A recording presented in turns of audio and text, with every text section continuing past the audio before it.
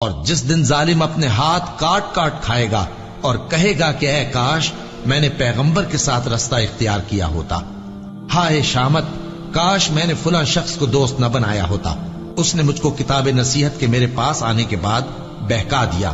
اور شیطان انسان کو وقت پر دغا دینے والا ہے۔ یوں نہیں، جب زمین کوٹ کوٹ کر برابر کر دی جائے گی اور تمہارا پروردگار جلوہ فرما ہوگا اور فرشتے قطار در قطار آ جائیں گے اور دوزخ اس دن سامنے لائی جائے گی، تو انسان اس دن سوچے گا، مگر اب سوچنے سے اسے فائدہ کہاں مل سکے گا؟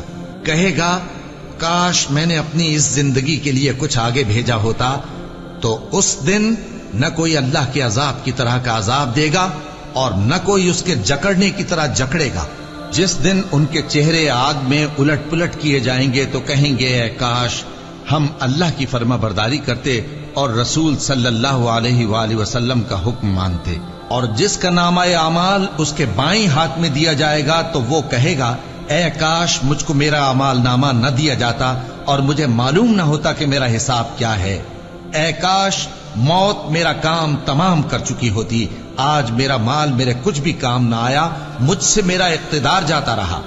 حکم ہوگا کہ اسے پکڑ لو، اب اسے طوق پہنا دو، پھر دوزخ کی آگ میں اسے جھونک دو، پھر زنجیر سے جس کی لمبائی 70 گز ہے جکڑ دو۔ اور ان سے دنیا کی زندگی کی مثال بھی بیان کر دو کہ وہ ایسی ہے جیسے پانی جسے ہم نے آسمان سے برسایا تو اس کے ساتھ زمین کی پیداوار مل کر نکلی، پھر وہ چورا چورا ہو گئی کہ ہوائیں اسے اڑاتی پھرتی ہیں، اور اللہ تو ہر چیز پر قدرت رکھتا ہے۔ مال اور بیٹے تو دنیا کی زندگی کی رونق و زینت ہیں، اور نیکیاں جو باقی رہنے والی ہیں وہ ثواب کے لحاظ سے تمہارے پروردگار کے ہاں بہت اچھی اور امید کے لحاظ سے بہت بہتر ہیں۔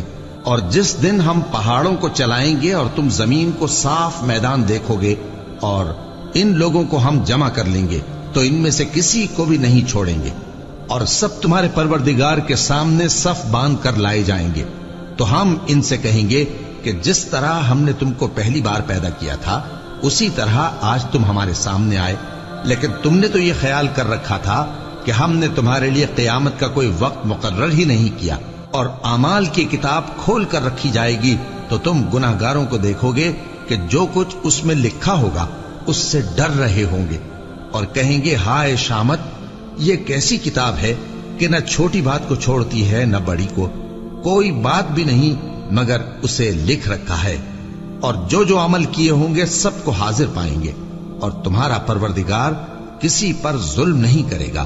کاش تم ان کو اس وقت دیکھو جب یہ دوزخ کے کنارے کھڑے کیے جائیں گے اور کہیں گے کہ اے کاش ہم پھر دنیا میں لوٹا دیے جائیں تاکہ اپنے پروردگار کی آیتوں کی تکذیب نہ کریں اور مومن ہو جائیں۔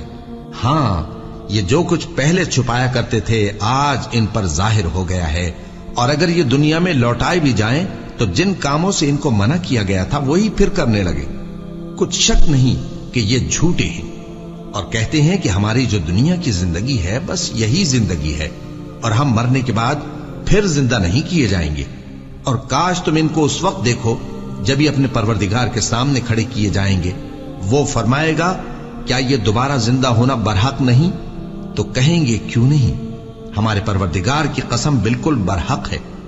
اللہ فرمائے گا اب کفر کے بدلے جو دنیا میں کرتے تھے عذاب کے مزے چکھو۔ جن لوگوں نے اللہ کے روبرو حاضر ہونے کو جھوٹ سمجھا وہ گھاٹے میں آ گئے، یہاں تک کہ جب ان پر قیامت ناگہاں آ موجود ہوگی تو بول اٹھیں گے کہ ہائے اس کوتاہی پر افسوس ہے جو ہم نے قیامت کے بارے میں کی، اور وہ اپنے اعمال کے بوجھ اپنی پیٹھوں پر اٹھائے ہوئے ہوں گے، دیکھو جو بوجھ یہ اٹھا رہے ہیں بہت برا ہے۔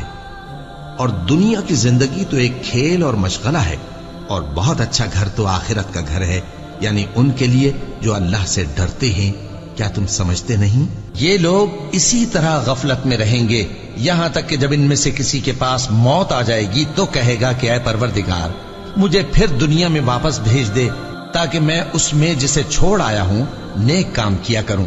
ہرگز نہیں، یہ ایک ایسی بات ہے کہ وہ اسے زبان سے کہہ رہا ہوگا اور اس کے ساتھ عمل نہیں ہوگا، اور ان کے پیچھے برزخ ہے جہاں وہ اس دن تک کہ دوبارہ اٹھائے جائیں گے رہیں گے۔ پھر جب سور پھونکا جائے گا تو نہ تو ان میں قرابتیں رہیں گی اور نہ ایک دوسرے کو پوچھیں گے۔ تو جن کے اعمال کے بوجھ بھاری ہوں گے تو وہی کامیاب ہیں، اور جن کے بوجھ ہلکے ہوں گے وہ لوگ ہیں جنہوں نے اپنے آپ کو خسارے میں ڈالا، ہمیشہ دوزخ میں رہیں گے۔ آگ ان کے چہروں کو جھلس دے گی اور وہ اس میں بد شکل ہو رہے ہوں گے۔ کیا تم کو میری آیتیں پڑھ کر نہیں سنائی جاتی تھیں؟ پھر تم تو ان کو جھٹلائے ہی جاتے تھے۔ وہ کہیں گے اے ہمارے پروردگار، ہم پر ہماری کمبختی غالب آ گئی اور ہم رستے سے بھٹک گئے۔ اے پروردگار، ہم کو اس میں سے نکال دے، اگر ہم پھر ایسے کام کریں تو ظالم ہوں گے۔ فرمائے گا کہ اسی میں ذلت کے ساتھ پڑے رہو اور مجھ سے بات نہ کرو۔ میرے بندوں میں ایک گروہ تھا جو دعا کیا کرتا تھا کہ اے ہمارے پروردگار، ہم ایمان لائے تو تو ہم کو بخش دے اور ہم پر رحم فرما، اور تو سب سے بہتر رحم کرنے والا ہے۔ تو تم ان سے تمسخر کرتے رہے، یہاں تک کہ ان کے پیچھے میری یاد بھی بھول گئے، اور تم ہمیشہ ان سے ہنسی کیا کرتے تھے۔ آج میں نے ان کو ان کے صبر کا بدلہ دیا کہ وہی کامیاب ہو گئے۔ اللہ پوچھے گا کہ تم زمین میں کتنے برس رہے؟ وہ کہیں گے کہ ہم 1 روز یا 1 روز سے بھی کم رہے تھے۔ شمار کرنے والوں سے پوچھ لیجئے۔ اللہ فرمائے گا کہ وہاں تم بہت ہی کم رہے، کاش تم جانتے ہوتے۔ کیا تم یہ خیال کرتے ہو کہ ہم نے تم کو بے مقصد پیدا کیا ہے، اور یہ کہ تم ہماری طرف لوٹ کر نہیں آؤ گے؟ تو اللہ جو سچا بادشاہ ہے، اس کی شان اس سے اونچی ہے، اس کے سوا کوئی معبود نہیں، وہی عرش کریم کا مالک ہے۔ اے پیغمبر، میری طرف سے لوگوں کو کہہ دو کہ اے میرے بندو، جنہوں نے اپنی جانوں پر زیادتی کی ہے، اللہ کی رحمت سے نا امید نہ ہونا۔ اللہ تو سب گناہوں کو بخش دیتا ہے، بے شک وہی تو ہے بڑا بخشنے والا، بڑا مہربان۔ اور اس سے پہلے کہ تم پر عذاب آ واقع ہو، اپنے پروردگار کی طرف رجوع کرو اور اس کے فرما بردار ہو جاؤ، ورنہ بعد میں تم کو مدد نہیں ملے گی۔ اور اس سے پہلے کہ تم پر ناگہاں عذاب آ جائے اور تم کو خبر بھی نہ ہو، اس نہایت اچھی کتاب کی جو تمہارے پروردگار کی طرف سے تمہاری جانب نازل ہوئی ہے پیروی کرو۔